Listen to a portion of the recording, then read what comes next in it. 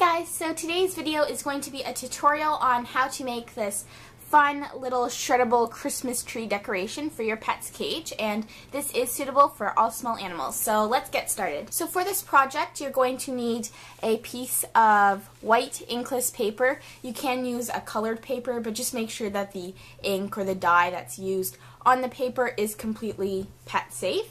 You're also going to need a hole puncher, some pet safe string. I'm just using sisal, and I really recommend this stuff since it's really cheap. You can get it at the dollar store. And a pair of scissors. And an optional idea would be a little bowl afterwards, and I'll explain that later why you might need this. So your first step is to take your piece of paper and a pair of scissors, and you're just going to cut your paper into long strips.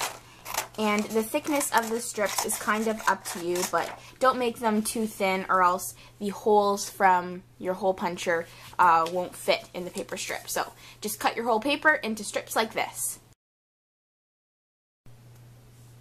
Okay, so once you have cut all your strips, you're just going to take each strip and bend it into a V shape. You kind of want to make sure the two sides are even, and I wouldn't recommend making the V's too big. Just make them like a normal V size. And then just take your hole punch and punch it where the two pieces overlap, if you can see, like so. And you're just going to do that with each piece.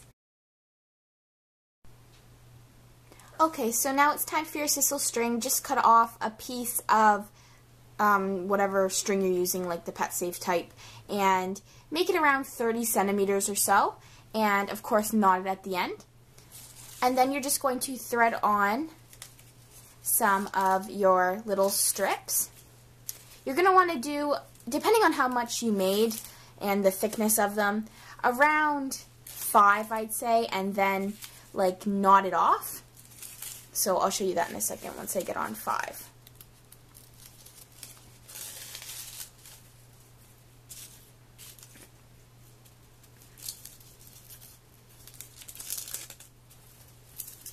Okay, so once you have like a good chunk, 5 or 6, you're just going to knot